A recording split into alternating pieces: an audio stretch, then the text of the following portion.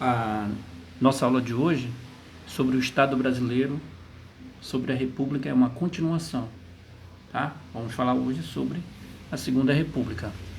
Então, com a queda de Vargas, a realização de eleições para a Assembleia Constituinte e para a presidência começa a redemocratização do país. Atentem vocês para essa redemocratização do país. Pelo momento que nós vivemos hoje, é um governo que vai de encontro aos anseios da massa da população mais pobre, as minorias sociais, que discute com o seu planejamento a partir de um certo autoritarismo. Nós precisamos ter cuidado com isso, porque na democracia nós conseguimos questionar isso aí, mas quando não há democracia, não, tá?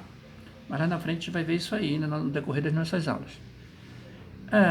Essa Segunda República que nós vamos falar agora, ela vai de 45 até o golpe militar de 64. Esse golpe militar de 64 também é um assunto posterior. Está relacionado a um período em que o Brasil foi governado por militares, em que não houve a democracia no país, certo? Então, esse período aqui da Segunda República, ele vai se caracterizar, vão se destacar o populismo nacionalista, o fortalecimento de partidos políticos de caráter nacional e uma grande efervescência social e a indústria tendo uma certa expansão. Então, esses serão os destaques dentro da Segunda República. O populismo, afinal de contas, o que é esse populismo? Um conceito, assim, uma coisa bem enxuta, diz que esse populismo, ele é usado para designar um tipo particular de relação entre o Estado e as classes sociais.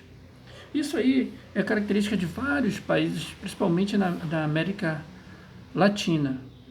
Depois da guerra, se utilizou muito isso aí.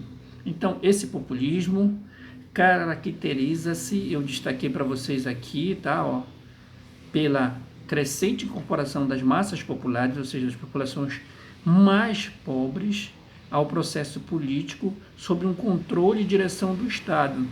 Então aqui, o governante ele vai fazer medidas, ele vai trabalhar com medidas que venham a atender especialmente essa massa aqui, as pessoas mais pobres, com o intuito de que nas eleições esse pessoal aqui se lembre das medidas que esse governante fez e o retorno vai ser com o voto, certo?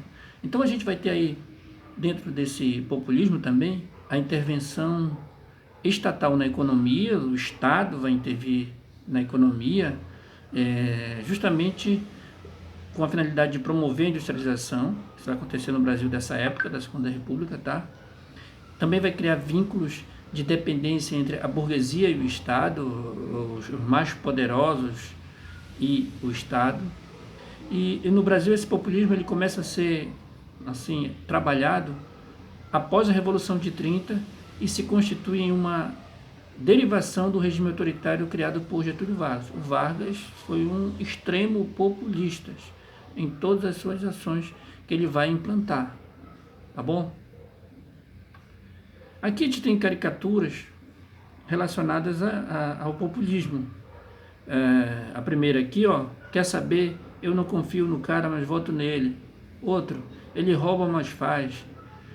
Ele mente, mas convence. Se a gente for falar nisso aí, desse populismo, ele vai desse período, ele vai se estender para os estados, para muitos políticos. Até hoje tem muito político que joga isso aí, né? Ele, no tempo dele, circulava dinheiro. Lembra dessa frase aí, né? E aí, como eu falei para vocês, parece que a população ela fica tapada para esse tipo de situações. E esses governantes vão aproveitando e esses governantes, eu até nem digo, são grupos que vão se aproveitando e vão se mantendo no poder por muito tempo. Aqui tem uma outra do Getúlio Vargas, como eu te falei que o período dele então Foi uma efervescência do populismo aí. Olha aí os comícios que eram que se fazia no período. Queremos Getúlio, outro aqui, olha, a classe operária aqui também com Getúlio, entendeu? Então vai todo mundo com Getúlio. Isso, e olha a quantidade de pessoas aqui em um comício. E aí a economia na Segunda República, olha, nos 18 anos da Segunda República, o país passa por um certo processo de industrialização. Mas isso foi ligado diretamente à substituição de importações. Nos anos 50, a indústria vai ultrapassar a agricultura e tendo essa composição, né, de substituir importações. O produto nacional bruto ele vai ser muito, diria, abalado por essa efervescência, principalmente dentro do governo do Juscelino Kubitschek, o JK, né, que prometeu 50 anos em 5, estímulo à indústria nacional, ele abre o mercado brasileiro para capital estrangeiro, vem a indústria de automóveis com ele. No final dos anos 50, os rumos a serem impressos à economia, levados à economia brasileira, eles são de grande divisor de águas da sociedade civil. Então nós vamos ter um setor nacionalista que defende o desenvolvimento autônomo, centrado no crescimento do mercado interno, de dentro do país, e um outro que vai fazer uma oposição, que quer ampliar a industrialização pela maior abertura do mercado aos capitais internacionais. Então essa vai ser a discussão dentro do Brasil no final desse período aí. E aqui a gente tem uma outra charge que fala aqui, né, olha, primeiro o projeto dos automóveis, depois você, tá? Então o povo aqui querendo melhorias do seu bem-estar, mas os governos que passaram por aquele período dentro da economia, eles estão com outros olhares, principalmente ligado à indústria. Tá certo?